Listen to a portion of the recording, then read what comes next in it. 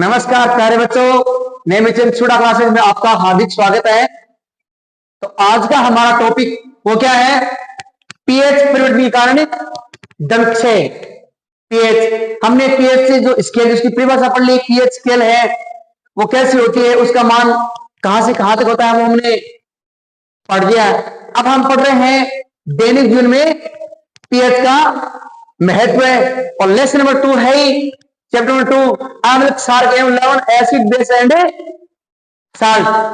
तो चलो शुरू करते हैं। पीएच परिवर्तन के कारण दांत क्षय।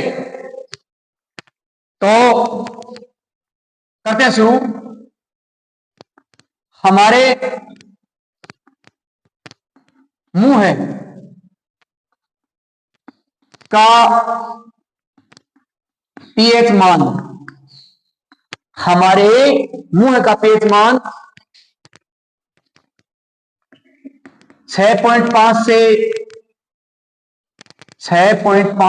7.5 के बीच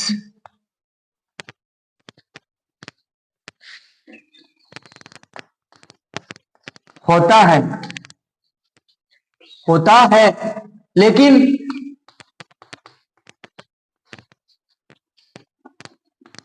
यदि मुंह का पीएच मान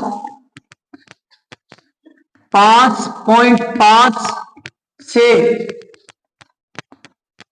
कम हो जाता है तो दंत क्षय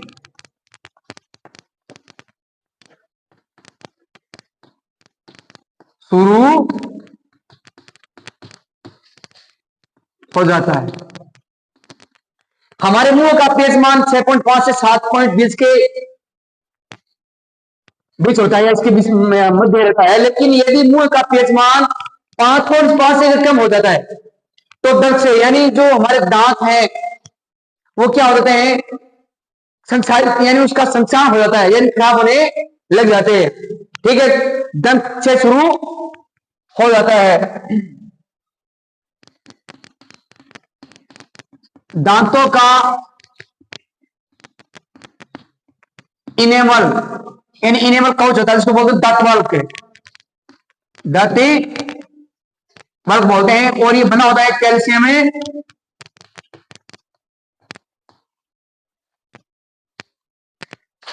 कैल्शियम में हाइड्रोक्सी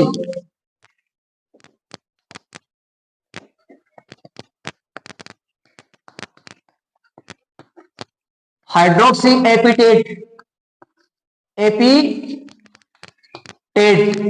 इसका बना होता है। इनेमल जो काउच होता है दांतों का, वो हमारे शरीर का सबसे कठोर भाग होता है। ऐसे मानो आग में जलता नहीं है, इतना कठोर होता है। लेकिन यदि पीएच मान 5.5 से कम हो जाए तो दांतों का से, यानी दांतों का जो इनेमल कवच है वो क्या होता है? धीरे धीरे नष्ट होने लग जाता है। ठीक है, तो दांतों का इनेमल दांत वाल्व कैल्शियम हाइड्रोक्सी एपिटेट का बना होता है। लेकिन यदि मुंह का पीएच मान 5.5 से कम हो जाता है तो यह दांत वाल्व संसारित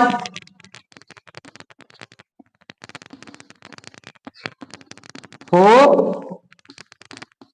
जाता है।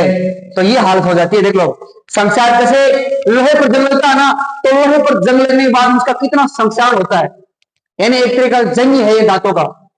ठीक है ना? तो हमें इसके बचाव के लिए क्या करना है?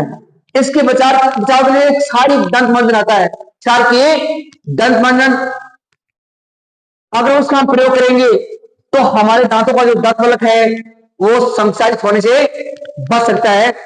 अगर वो नहीं मिलता है तो कोई बात नहीं है, लेकिन कम से कम ब्रश तो रोज करना चाहिए, लेकिन खाना खाने के बाद में करना चाहिए। अगर हम खाना खाने के बाद में ब्रश करेंगे तो हमारे जो मुंह का जो पीएच मान है वो 5.5 से कम नहीं होगा, यानी अम्ल का जो अधिक है, अम्ल की जो अधिकता है उसको जो क्षार, क्योंकि जो ब्रश करेंगे, दंत के टूथपेस्ट करेंगे, उसमें क्या होता है, क्षार की होता है, तो वो अम्ल की मात्रा को क्या कर देगा, उदासीन कर देगा।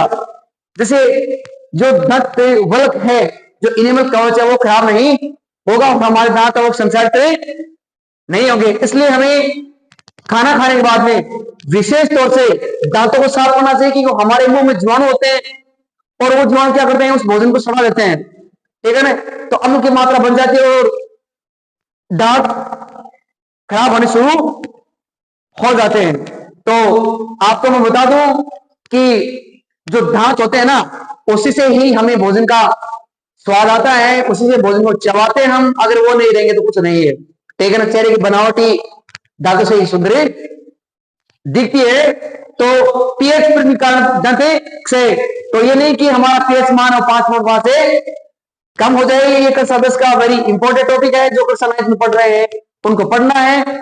तो आप मेरे चैनल को सब्सक्राइब करें, वीडियो को लाइक करें, शेयर करें।